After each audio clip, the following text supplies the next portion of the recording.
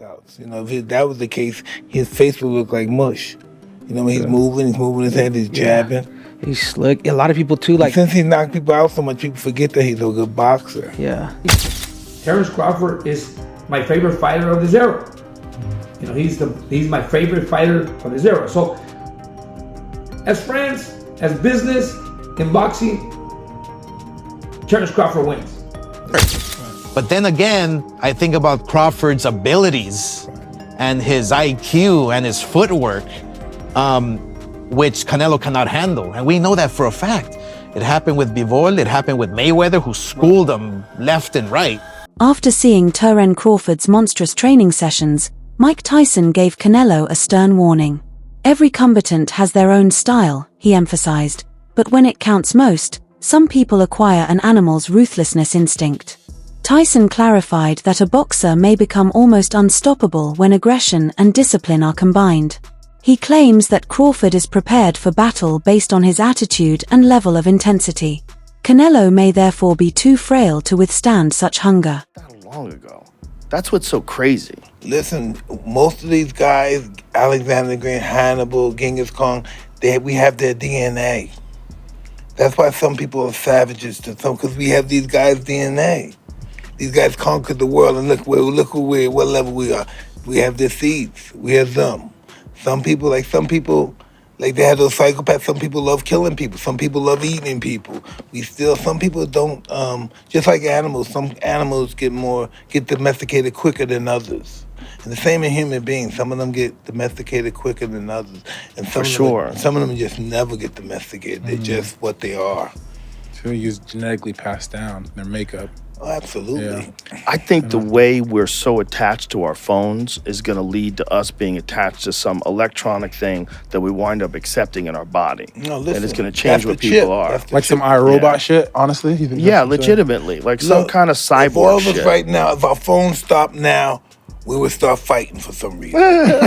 Before we figured this shit out, if our phones started now, we would for some reason find reasons to fight. We're so distracted by phones.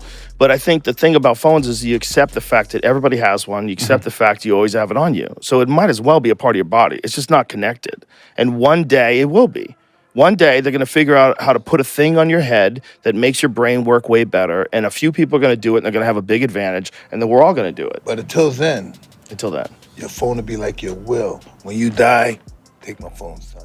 Terence Crawford has resorted to sparring with Carlos Adams, a formidable middleweight renowned for his unrelenting aggression and raw power, in anticipation of the most significant test of his career.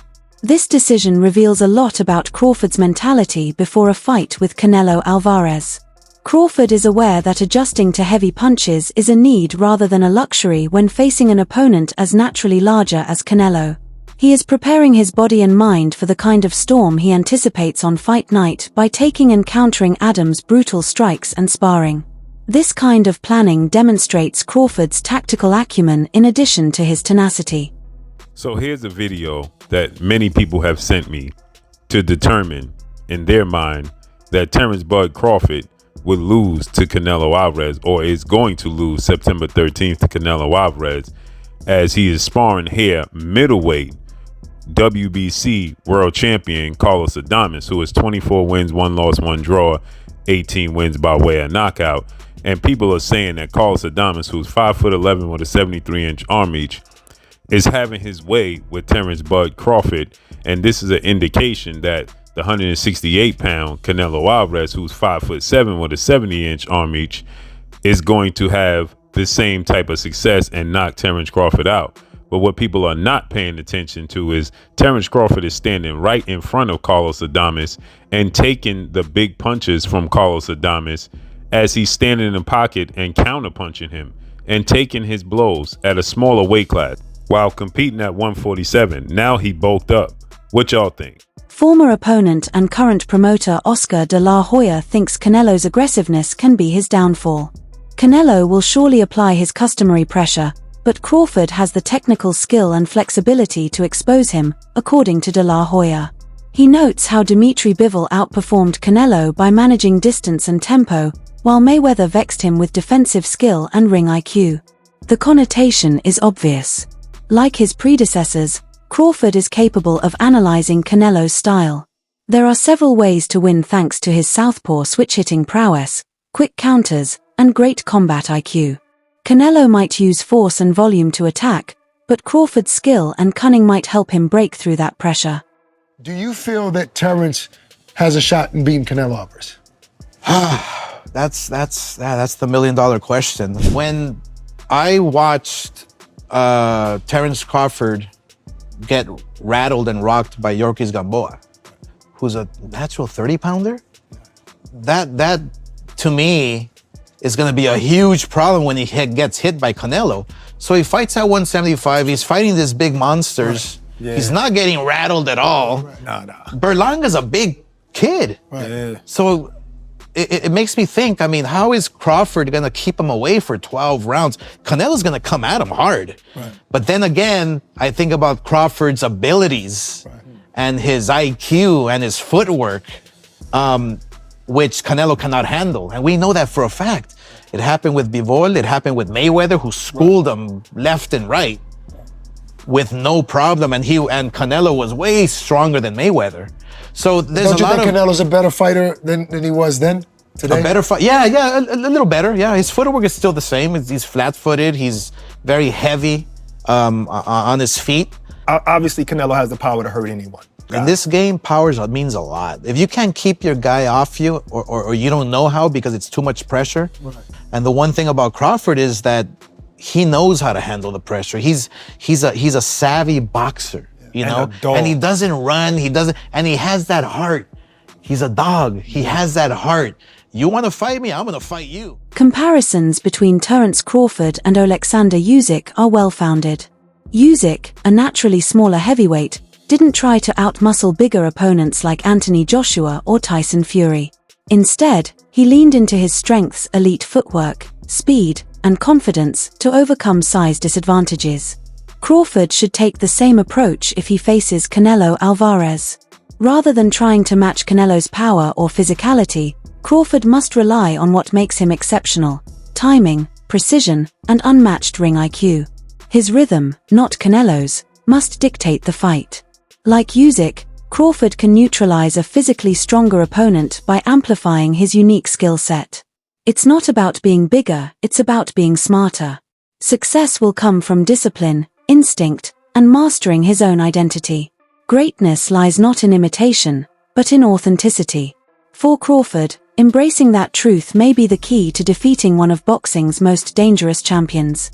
In this matchup, identity could be his greatest weapon. To reevaluate him bulking up and say, you know what? Nah, Terence Crawford, if you want a chance, not just to survive, but a chance to beat Canelo Alvarez, you have to be you. Just like Alexander Usyk was himself to face muscle machines like Anthony Joshua, big, tall enigma in the heavyweight division like Tyson Fury. Now let me quickly give you an example of what I'm talking about. See, when Alexander Usyk fought Anthony Joshua, right? He weighed in at 221. Joshua was 244, giving up 20 pounds, over 20 pounds, almost 25 pounds, right? Alexander Usyk didn't chase Anthony Joshua in terms of trying to bulk up. Oh man, I'm gonna fight this heavyweight. His power is gonna be more than me. His weight, he could overwhelm me with his weight, his height. You know, his power. No, I'm gonna be. I gotta be the most comfortable fighter I could be. I gotta be comfortable under my own skin.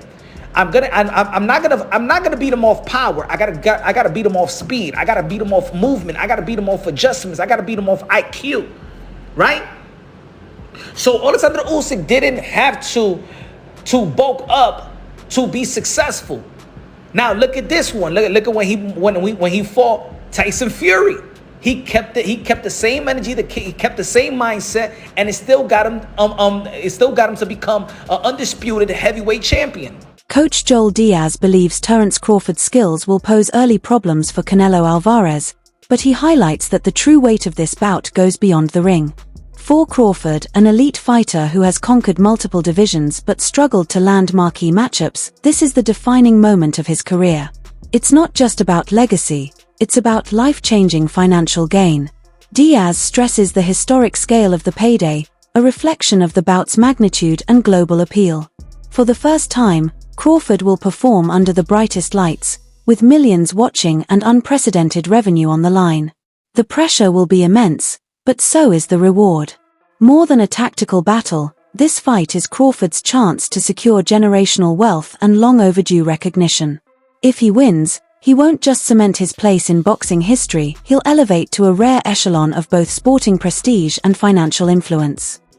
Never made those millions of dollars that he deserved to make, and became friends with Turkey Al-Sheikh, which Turkey Al-Sheikh announced it publicly. Terence Crawford is my favorite fighter of this era. He's my favorite fighter of this era. So, as friends, as business, in boxing, Terence Crawford wins. But he wins money. Because now, hey, you know what? As my friend that you are, I make you an offer. Would you fight Canelo? I'll give you 40 million. I don't know if it's 40, I don't know if it's 50, 60, but he's not gonna make no less than $10 million. So right there, Crawford's winning, regardless. As a fighter, like, dude, you give me 20 million, I'll fight anybody. I'll fight Anthony Joshua right now. Yeah. So Terence Crawford has to sell the fight. He has to say, I'll beat Canelo, left and right, whatever, right? But we've seen it we've seen it many, many times. When fighters move up 2 divisions to be the champion, they fail. Yeah. I saw it with Mikey Garcia when he fought Earl Spence. I saw it when Demetrius Andrade, a 147-pounder, was avoided for years. He moved to 54, he was avoided. He moved to 160, he fought maybe once or twice. Nobody wanted to fight him, so he moves to 68 and fights Benavidez. What happens? He looked good for the first 3 rounds because he's good. But once that heavy monster is coming at you, he'll destroy you. Shakur Stevenson, one of boxing's brightest young stars, is confident in Terence Crawford's chances against Canelo Alvarez. He dismisses concerns about size and weight, pointing out that both fighters are nearly the same height and that Crawford has already adjusted physically to higher weight classes. According to Stevenson, this fight comes down to skill, not size. Crawford's lean frame, speed, and rigorous training make him comfortable at higher weights without sacrificing performance. Stevenson argues that the narrative around a weight gap is outdated, especially considering Crawford's natural strength and adaptability. He also emphasizes Crawford's mental toughness and experience, which he believes outweigh any physical edge Canelo might have.